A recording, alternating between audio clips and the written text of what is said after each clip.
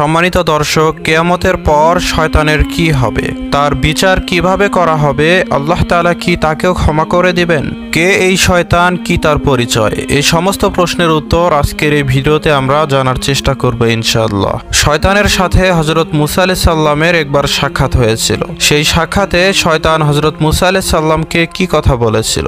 একবার শয়তান হযরত মুসা আলাইহিস সালামের কাছে এসে বলল, হে আল্লাহর নবী মুসা, আল্লাহ তাআলা আপনাকে তার রাসূল করেছেন এবং আল্লাহ তাআলা আপনার সাথে কথাও বলেন। তখন হযরত মুসা আলাইহিস সালাম বললেন, হ্যাঁ, তবে আপনি কে এবং কি বলতে চান আপনি? এ কথা শুনে শয়তান বলতে লাগলো, আমি হচ্ছি শয়তান। আপনি আল্লাহ তাআলাকে জিজ্ঞাসা করুন যে আল্লাহ তাআলার এক বান্দা তার কাছে তওবা করার দরখাস্ত করেছে। শয়তানের এই কথা শুনে আল্লাহ তাআলা হযরত মুসা আলাইহিস সালামকে ওহী নাজিল করে বললেন, হে নবী মুসা, তাকে বলে দাও আমি তার অনুরোধ কবুল করেছি, তবে একটা শর্ত আছে যে তাকে আদমের কবরে গিয়ে সিজদা করতে হবে। তাকে বলুন সে যখন সিজদা করবে তখন আমি তার তওবা কবুল করে নেব এবং তার সমস্ত গুনাহসমূহ ক্ষমা করে দেব। তো হযরত মুসা আলাইহিস সালাম শয়তানকে কথা বললে সে ক্রোধে লাল হয়ে গেল এবং গর্ব ও অহংকার করে বলতে লাগলো যে, হে নবী মুসা, আমি তো আদমকে জীবিত থাকতেই জান্নাতে থাকার সময় সিজদা করিনি, তাহলে এখন কিভাবে তার কবরে গিয়ে তাকে সিজদা করব? সম্মানিত বন্ধুরা, একটা রিওয়ায়াত অনুসারে শয়তানকে জাহান্নামের কঠিন শাস্তি দেয়া হবে এবং তাকে জিজ্ঞাসা করা হবে যে, হে ইবলিস শয়তান, তুমি কেমন শাস্তি পেলে? তখন সে উত্তর দেবে, খুবই কঠোর শাস্তি। তাকে বলা হবে যে আদম জান্নাতে অবস্থান করছে, তাকে গিয়ে তুমি সিজদা করো এবং নিজের অতীতের কৃতকর্মের জন্য ক্ষমা প্রার্থনা করো, যাতে করে তুমি ক্ষমা পেতে পারো। কিন্তু শয়তান সিজদা করতে অস্বীকার করবে। তখন তাকে সাধারণ জাহান্নামীদের চেয়ে ৭০,০০০ গুণ বেশি শাস্তি দেয়া হবে। একটি রিওয়ায়াতে আছে যে আল্লাহ তাআলা প্রতি ১,০০,০০০ বছর পর শয়তানকে জাহান্নামের আগুন থেকে বের করবেন। এরপর তাকে হুকুম দিবেন, তুমি আদমকে সিজদা করো, কিন্তু শয়তান বারবারই তা অস্বীকার করতে থাকবে। এজন্য তাকে বারবার জাহান্নামে রাখা হবে। বন্ধুরা, একটা রিওয়ায়াতে আছে যে কিয়ামতের দিন শয়তানকে নিয়ে এসে তার গলায় অভিশাপের শিকল পরিয়ে আগুনের চেয়ারে বসানো হবে।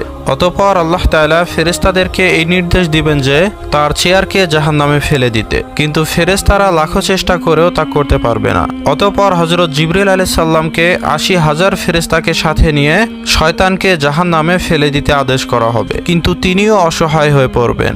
তখন হযরত ইসরাফিল আলাইহিস সালাম এবং হযরত জিবরিল আলাইহিস সালামকে ৮০,০০০ ফেরেশতাকে সাথে নিয়ে শয়তানকে জাহান্নামে ফেলে দিতে আদেশ করা হবে, কিন্তু তারাও শয়তানকে জাহান্নামে ফেলে দিতে ব্যর্থ হবে। অতঃপর আল্লাহ তাআলা ইরশাদ করবেন যে আমার সকল ফেরেশতাদের চেয়ে দ্বিগুণ ফেরেশতা এলেও তাকে কেউ জাহান্নামে ফেলতে পারবে না, কারণ তার গলায় একটি অভিশাপের শিকল রয়েছে এবং এর ওজনের কারণেই একে এখান থেকে কেউ নড়াতেও পারবে না। বন্ধুরা, আপনাদেরকে জানিয়ে রাখি যে প্রথম আকাশে শয়তানের নাম ছিল আবিদ, দ্বিতীয় আকাশে জাহিদ, তৃতীয় আকাশে আরিফ, চতুর্থ আকাশে ওলি, সপ্তম আকাশে আজাজিল এবং লাওহে মাহফুজে ইবলিস ছিল।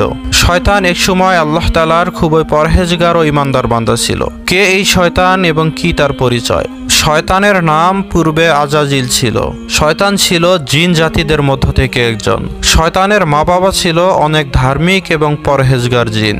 যখন আল্লাহ তাআলার হুকুমে ফেরেশতারা জিন জাতিকে ধ্বংস করে দেওয়ার জন্য এই পৃথিবীতে এলো, তখন ফেরেশতারা শুধুমাত্র খারাপ জিনদেরকে ধ্বংস করে দিয়েছিল। তো সেই সময়ে যারা ভালো জিন ছিল তাদেরকে ফেরেশতারা ছেড়ে দিয়েছিল, যেমনটা এখনো জিন জাতির বসবাস পৃথিবীতে বিদ্যমান রয়েছে। তো তখন আজাজিল নামের এই জিনটি খুবই ছোট ছিল। তো সে খুবই ভালো এবং সুন্দর ছিল, যার কারণে ফেরেশতারা তাকে তাদের সঙ্গে করে আসমানে চলে যায়।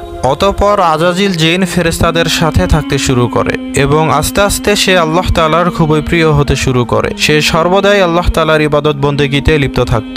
আজাজিল জিন ওরফে শয়তান কখনোই আল্লাহ তাআলার হুকুমকে অমান্য করত না, কিন্তু যখন আল্লাহ তাআলা হযরত আদম আলাইহিস সালামকে সৃষ্টি করলেন এবং সকল ফেরেশতাদেরকে সিজদা করতে বললেন এবং সাথে সাথে আজাজিল জিনকেও সিজদা করার আদেশ দিলেন, তখন আজাজিল জিন বলতে লাগলো যে হে আল্লাহ তাআলা, আপনি আদমকে আমার উপরে মর্যাদা দান করেছেন, যদিও আমি তার থেকে অনেক উত্তম। আপনি আমাকে আগুন থেকে সৃষ্টি করেছেন আর আদমকে মাটি দিয়ে সৃষ্টি করেছেন, অতএব আগুন মাটি থেকে অধিকতর সম্মানিত হয়। এ বিষয়ে মহান আল্লাহ তাআলা বলেছেন যে আমি যা চাই সেটাই করি। শয়তান নিজেকে আদমের চেয়ে অনেক উত্তম বলে মনে করেছিল এবং অহংকারের কারণে সে আদম আলাইহিস সালামের থেকে মুখ ফিরিয়ে নিয়েছিল। বর্ণনায় পাওয়া যায় যে ফেরেশতারা যখন আদম আলাইহিস সালামকে সিজদা করার পর উঠলেন, তখন তারা দেখলেন যে শয়তান তখনও সিজদা করেনি। তখন তারা আবারও শুকরিয়া সিজদায় পড়ে গেলেন, কিন্তু শয়তান নির্ভয় অহংকারে মগ্ন হয়েই দাঁড়িয়েছিল এবং এই অবাধ্যতা সত্ত্বেও তার মনে কোনো আফসোস ছিল না। আরেকটি বর্ণনায় আছে যে আল্লাহ তাআলা যখন শয়তানকে পাকড়াও করলেন, তখন হযরত জিবরাইল আলাইহিস সালাম ও মিকাইল আলাইহিস সালাম কাঁদতে শুরু করলেন। তখন আল্লাহ তাআলা বললেন, তোমরা কেন কাঁদছো? তখন তারা বলল, আমরা তোমার শাস্তির ভয়ে কাঁদছি। তখন আল্লাহ তাআলা বললেন, সর্বদা আমার শাস্তির ভয়ে এভাবেই কান্নাকাটি চালিয়ে যাবে। তো সম্মানিত ভাই বোনেরা, আল্লাহ তাআলা আমাদের সবাইকে অভিশপ্ত শয়তান থেকে নিরাপদে রাখুন এবং আল্লাহ তাআলা আমাদের সকলের প্রতি আপনার করুণা বর্ষণ করে দিন, যাতে করে আমরা নেককার এবং সৎ ব্যক্তিদের অন্তর্ভুক্ত হতে পারি।